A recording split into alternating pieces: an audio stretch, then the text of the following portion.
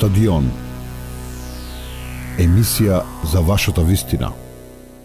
Бевте значаен период жесток критичар на власта на Груевски.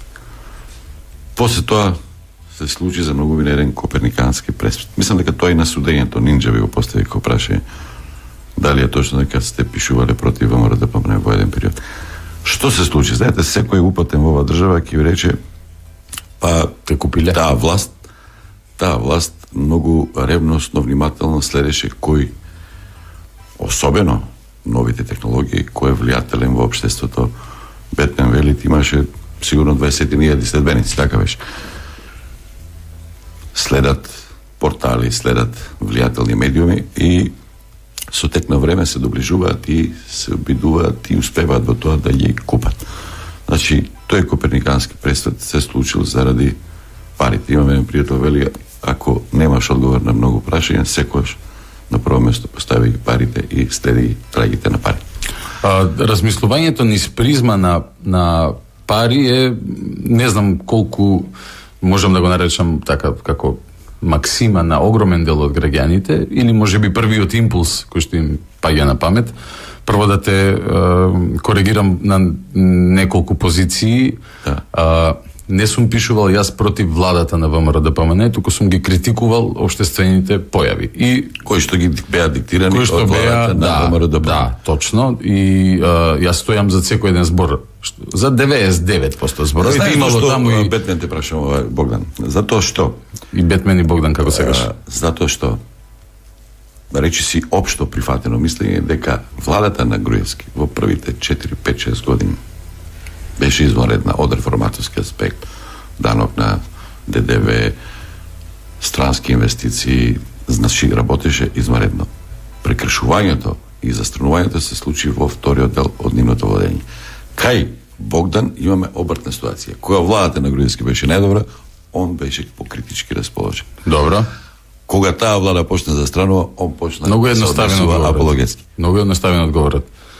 Прво не сум се однесувал апологетски, туку сум ја напаѓал опозицијата, тогаш бидејќи опозицијата сериозно тргна, нели претендираше да ја земе власта во Македонија, по она што јас го ценев во тој момент и за жал времето го потврди, со намера да го сменат името и идентитетот на земјата. И сега јас можам да не се согласам со 1000 точки, не били 1000, 100 позиции, пример на тогашното владење на ВМРО-ДПМНЕ, например, сум за Скопје 2014, сум бил протестирал на архибригада, протестирање за палмите, оние неверојатни појави кои што се појави едно време, сум пишувал колумни за овој споменикот на мајка Тереза, не куќата, и за куќата сум пишувал, и за споменикот кој што сега ќе го руша, па нема да го рушат, бидејќи го сметам за архитектонска грдосија, и за, не знам, законот за купување алкохол пред 7, после 7 и колку е тој глупав во суштина.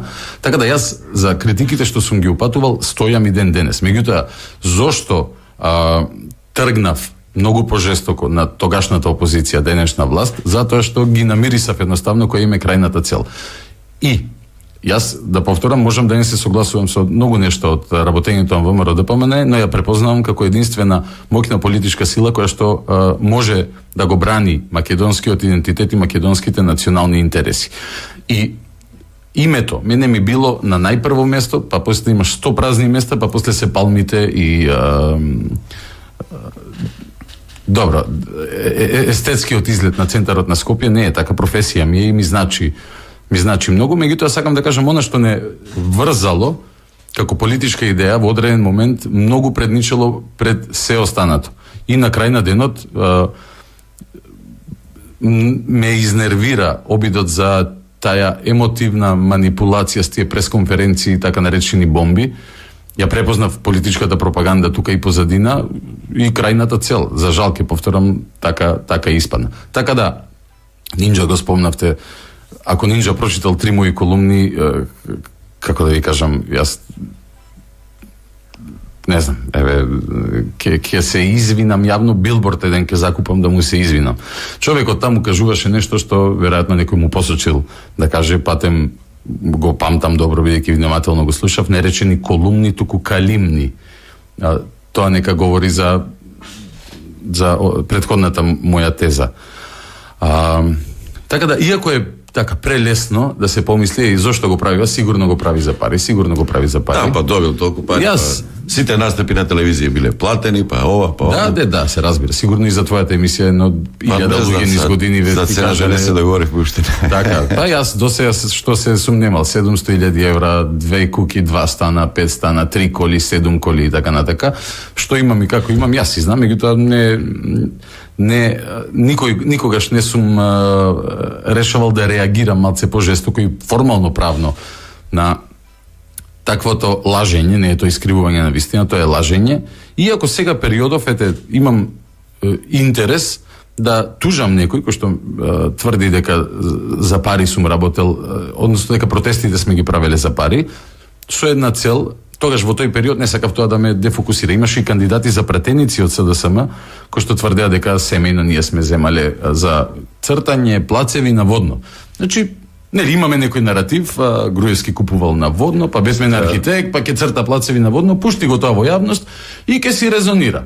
Не било лепи, може да залепи. Да, може да залепи. Пропагандата така функционира.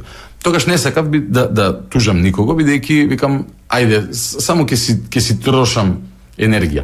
Сега имам друг интерес да тужам некој, затоа се обидувам да најдам човек кој што ќе тврди и после ќе го изнесам пред суд тоа тврдење да го докаже, со цел конечно на вистина да заработам пари во врска со протестите и тие пари сум кажал ќе ги поделам рамномерно на сите луѓе кои што се во затвор во моментот. Не ме изманипулирал никој, туку јас сум го правел она во кое што верувам, односно сум се борел за или против она во кое што го верувам или што го препознавам како девијација потенцијална во општеството во тој момент. Дека сите на протести што излегувале биле активисти и членови на ВМРО ДПМН е исто така неточно и е малце и навредливо кон огромниот број на обични граѓани, не викам аполитични, бидејќи секој кој што нели ги следи случувањата е политичко битие, но имаше не може толку народ да се собере само од партија. Предходниот слушател му одговорив, нели, бугарофили, српофили и така натака. Во однос на вредноста на вакцините и таа математика, кога вакцините ги нема, коштаат милиарди, иако една вакцина е 10 евра, нели, кога нешто ти треба, а не си го набавил, тоа вреди многу повеќе. Така да ние може се да дебатираме дали е окей гестот кон Србија, дали треба и на бугарите да им дајме, и на србите, или на не знам кој, или па на Европската унија. Ние сме добивале донации во овие 30 години многу на секое поле.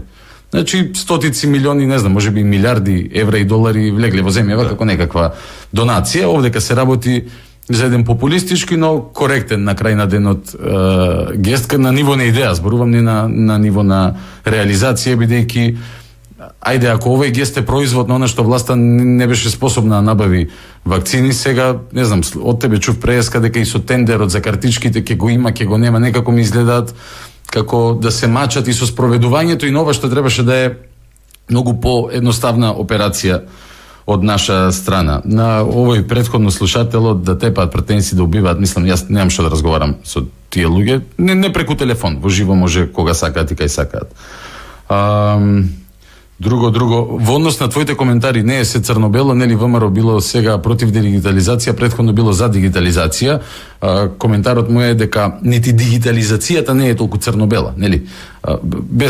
Не се правам експерт за образование, нити па ги знам до последна запирка законите и законските решенија, но го слушам гласот на родителите, например. Велите еден од првите кои што ги ползува максимално предностите на таа дигитализација. Точно, и струјата е најкорисното нешто што го имаме, но ако ставиш прст во штекер, ќе си поминеш лошо, така.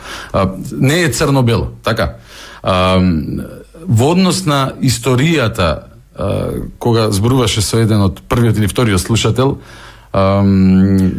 кој беше забелешка дека тие што беа југословени се прават договори со Бугарија и со Грција, да. А тие кои што беа против контра југословените, кои што го напаѓаа комунизмот, сега се поголеми југословени. Јас сум од секогаш учејќи историјата и во основно и во средно школа и читајќи цело време, секогаш сум се чудел, дури не сум ја сватил малце појасно сликата од тој период и тие пропаганди и геополитички интереси, кај што Македонија била територија за подкусурување на големите сили, излез на топломари и така Сега натака. ВМРО се поголеми Сам да ти комунисти од кажам, комунистите. да, ама не може ние да ги делиме или си за, како на времето, или си за србите, или си за бугарите, или едно време си за за патриаршијата или за екзархијата и така натака. Затоа може да се подсетиме на нешто што ги скорива тие вознемирености од поново време. Во 2012-13 година преименување на улици во Скопје, еден од предлозите е пример Тодор Александров, нели ВМРО реши да го рехабилитира Александров, не Ванчо Михайлов, но Тодор Александров како лик кој што бил заборавен од онаа историја која што претходните генерации на ВМРО ја критикувале дека е комунистички производ.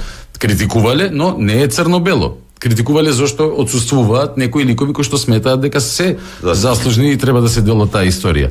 На тој протест пред град Скопје, не општина центар, пред град Скопје, советниците на СДСМ аудираат по бараките и викаат бугари, бугари, бугари. Тоа е една комична сцена од денешна гледано, но се случила.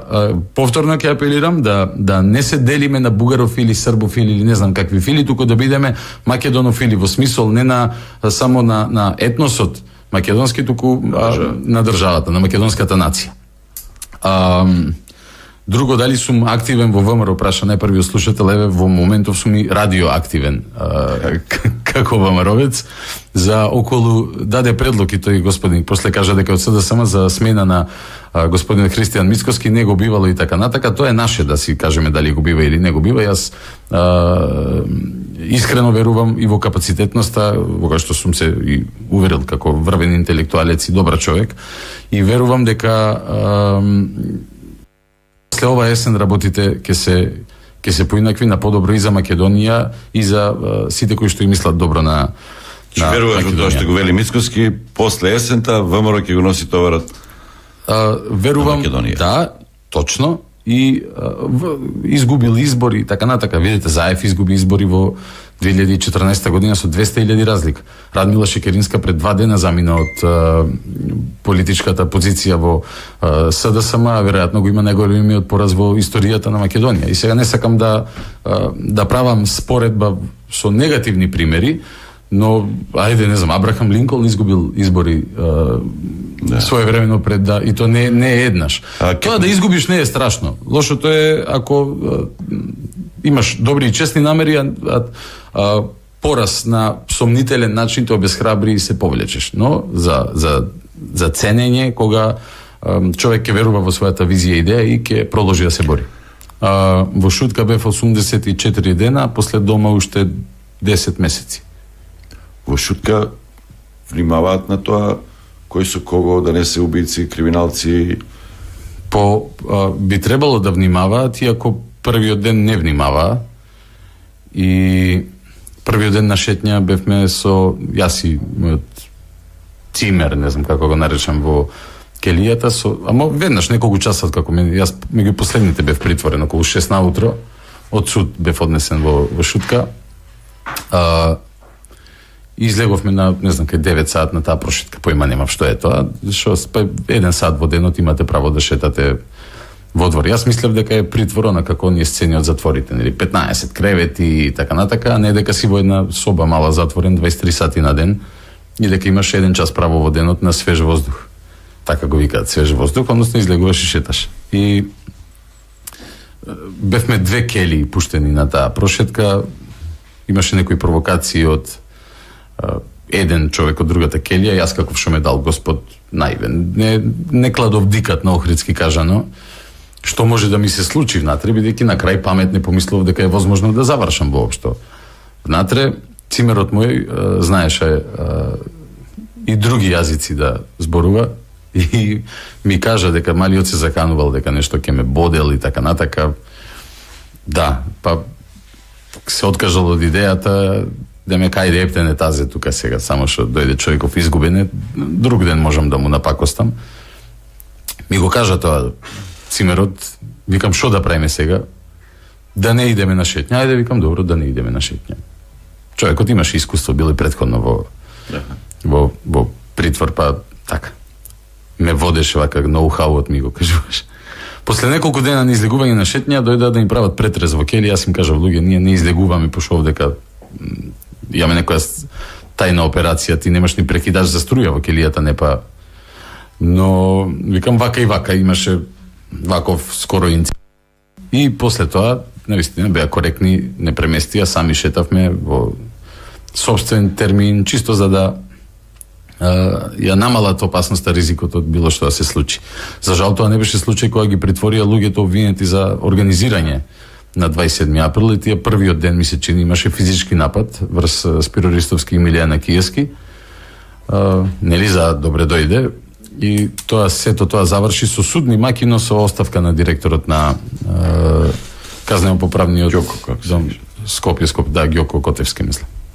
Не може да постои мојата апсолутната вистина и се држам за неа како пијан за плот и не постои ниту една друга вистина. Односно, бидејќи Павле Дента бил нападнат, удиран во тие немили настан и тоа е тоа сега. Бидејќи тој е жртва Дента, една од жртвите, и се што ќе каже тој или ќе обвини некого за тоа е крајот на муабетот.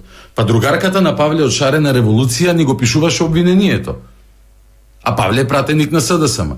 Вилма Русковска призна дека била член на Шарена. Вчера гледав интервју со Петар Аневски, председател на Советот за обвинители пред неколку години, кој што вика, кога Вилма ја даде изјавата дека била дел од Шарена револуција, реков, човече, шо правиш ти, жено? Вика, го нарушуваш кодексот. Значи, некаков кодекс постои и некаков кодекс е нарушен. Јас имам огромен основ за сомневање, бидејќи она што го пишала за мене е лага. Јас знам дека е лага.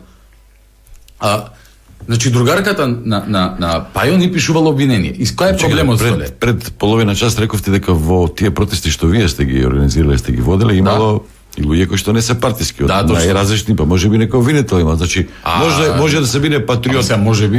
Обвинител не може да се биде Шарена револуција против.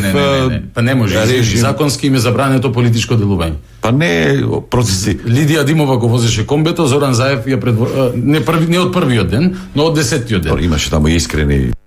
Викам дека немаше. Верувам дека и кај вас имало искрени кои што биле заведени. Од кого? По тие што на крајот тоа го предизвика и го направи. Па сега, јас уште ги барам тие. Бидејќи ако некој бил злоупотребен најмногу, тоа е групата која што се ашкала по притвори и затвори, односно оние кои што се уште се по затворите денес. Тука е интересно заклучок, каже сега, требаше тоа полицијата да си го води. Сега полицијата е обвинета, само сакам да ти кажам вака во три реда, за ненавремено постапување со инсинуација дека тоа ненавремено постапување било дел од некаков мастер план. Нели, еден час доснела реакцијата на полицијата, го знаеме она фамозно дека Чавков не му кревал телефон на Нухију. Ти фака ги демантирате протестите, бараат и Чавков да биде ослободен. Чавков бил шеф. Ама сега вака да се разбереме нешто. Чавков е осуден за терористичко загрозување на уставен поредок. Ме разбирате ли? За квалификација. Се разбира, бидејќи да се вратиме, не е црно-бел. Ако Митко Чавков има одговорност како шеф на БЈБ во однос на непостапување на полицијата, затоа има дисциплински постапки. Еве, Митко Чавков е еден од тие луѓе. Абдулфета Алими, полицаец вработен во собрание, 7 години затвор, со апелација сега на 6 намалено. Зошто? Бидејќи постапил согласно она што од него го побарал во моментот неговиот надреден. Абдулфета Алими е осуден за терористичко загрозување на уставниот поредок на Република Македонија. Душко Лазаров, полицаец, во моментот по игра на случајот дежурен во штабот на оперативната акција платформа за обезбедување на протестите во сите градови. Осуден за терористичко загрозување на уставниот поредок, бидејќи така проценила судиката, дека тој можел да се јави, можел да ваму требало да знае ова, требало да знае она. Доста си поискусен од мене, за да знаеш дека во Македонија дури не ти треба ни план за работите да тргнат по лошо. Да. Туку само треба да оставиш секој да сија, односно не сија работи својата работа. Тоа се инсистираш дека тоа повеќе било стихија отколку некој да го... Јас сум вака. Зашто која беше ваша цел? Да спречите СДСМ или оние кои што ја носеа тиранската платформа да спречите да формираат влада? Не е точно.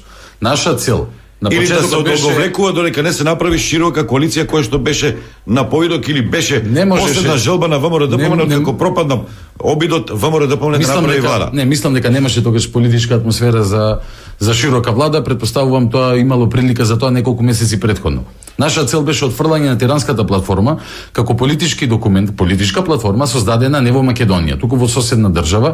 Ги знаеме сите оние сцени во кабинетот на Еди Рама со представниците на партиите на Зашто албанците од избори кои Македонија. изборите се случија? Изборите се случија пред појавата на тиранската платформа. А тиранската платформа се појави на Бадник или на Божик 2017 година, 3 недели после изборите, и тиранската платформа суштински најави дека суштински би го променила општествено-политичкиот дискурс во Македонија. Концептот на државата. Концептот на државата. Значи беше по изборите. Тоа беше нашиот аргумент. Дајте нови избори со овој документ кој што сега ви е некаков лепак за формирање на влада, понудете го. И ако 57% од луѓето гласаат за тиранска платформа, ако гласаат за тиранска платформа, јас можам да не се согласувам до утре сабајле, но се што ќе ме останува после тоа е да протестирам и да се бунам. Добро, немате комуникација со ВМРО ДПМН, вие бевте портпарол после. Не бев портпарол, бев член на извршниот комитет. Јас во тој период сум имал Значи најредовна комуникација. Не, ама тоа е член на извршен комитет 1 август ми се чини 2017 година. Но јас вака во тој период и годините наназад сум комуницирал со многу луѓе. И со многу луѓе од ВМРО кои што сум сакал да ја откријам сликата позади она што е представено преку медиуми или преку социјални мрежи. Сум имал голем број пријатели во СРС. Некој да ја поверува дека ако сте директен член на највисок орган на партија, дека ова сте го правиле искрено, сте го правиле независно. Добро е, како се финансира? Добро, окей, Борис Дамовски не беше директен член не беше член на извршен комитет, не е мислам член на ВМРО воопшто. Имаше и чудна ситуација, зошто немаше на протестите? Тој ден кога се случи работа. Не знам на кого мислите. Ама ево претходната теза, Борис Дамовски не бил член на ВМРО, на извршен комитет, па бил дел од протестите. Не сакам теорија на заговор, ама сега тука има еден коментар, ниту ве обвинувам вас, кој вели вака, Бетмен беше уфрлен во ВМРО ДПМН за да го предизвика ова што после тоа го донесе со на власт. Како ви кажам, ова е на еднакво ниво со теоријата дека Ватикан го убил Тоше Проески. Бог да го прости. Одам со веќе ова е на ниво. Не, ова е на ниво на ниво на обвинувањето дека СНСМ го предизвикува со еден садомазокистички да ги тепат за да освојат власта. Тоа не се мои обвинувања. Не се мои и јас затоа имам проблем да го одгатнам денот до сам крај. И викам дека би бил задоволен до крај на живот, ако не целата, барем што повеќе делови од вистината да откриваме. Надевајќи се дека некогаш може да ќе дојме се добие некоја слика. Иако веројатно за да ја добиеме целата слика, некој човек, не знам кој, треба нешто да признае што веројатно нема да му донесе ништо добро во животот. Но како да ви кажам, теории на заговор секојаш имало. Добро, да одиме. Секојаш ќе има. После тоа се случува влегувате, мене лично како сакам само за влегувањето во собранието, за мене не е никој проблем, пошто сум присуствувал пред тоа на такви. Си бил 2001? Да. Добро. Значи тоа сите избега, не се случи ништо, тоа среќа имаше кршење. Види Столе, јас како мислам да не инсистирам како дете на правник, тоа може секој да го знае, но сум знаел што значи влез во собрание. Бидејќи е жива меморијата и на 2001 и едно 10 години претходно кога нели се делеше република, па и во телевизија и така натака. Јас знам што значи влез во собрание. Сум бил во собрание неколку пати како гостин на пратеник. И влегуваш, даваш лична карта, чекаш, те пуштаат и влегуваш во собрание. И се шеташ низ тие лавелинтите од ходници и знам кај одам, но не можам да најдам канцеларијата. Значи, знам како се влегува во собрание. Влезот во собрание има друга символика, доколку 2001 луѓето кои што влегле рекле ја земаме државата. Тоа така, беше, и од денес војна беше криза. Ние имаме без оглед. Што сака нека е така, ако речеш ти, веќе нема парламент, нема пратеници избрани од народот да одлучуваат, ние овде кај што сме, ние ќе одлучуваме и ние ќе ви кажеме што и како треба да правите. Тогаш може да зборуваме за можеби нарушување на уставниот поредок, бидејќи не е веќе парламентарна демократија Македонија, туку некакво друго општествено уредување би се произвело. Но да тврдиме дека физичкиот напад врз пратеник по милиардити пат, секој физички напад го осудувам, секој, особено па во случај луѓето се на работно место. Нека се истепа, тоа е политичка Тие меѓу себе што може да си прават меѓу себе, не знам, нивна работа. Но напад, тепање на пратеник, тепање на пратеник, да го наречиме тероризам, правиме исто греф. Бидејќи греф е некого да тепаш на работно место. Веќе имаме нешто околу што се согласуваме поголемата јавност дека е пресилен наративот, тој е председател го рече. Ама тој дека вина има. Ќе го кажеме наратив, ама тој наратив донел над 2 века затвор за луѓе. И оно што е за нас наратив во муабет, во моментов за луѓето кои што се по затворите, ако слушаат, ги поздравувам, собраќата по судбина, за нив е реалност, не само за нив и за нивните семејства. Има луѓе, не си ги виделе децата. Игор Јук не си ја видел керка му, што се роди дури беше во притвор. Друг, Јане Ченто, има син кој што нема право да го посети во Вака дебатираат во Америка за тие што колку 400-500 што ги веднаш. Не знам дали дебатираат, но знам дека како терористи. Знам дека не ги спакуваат како терористи.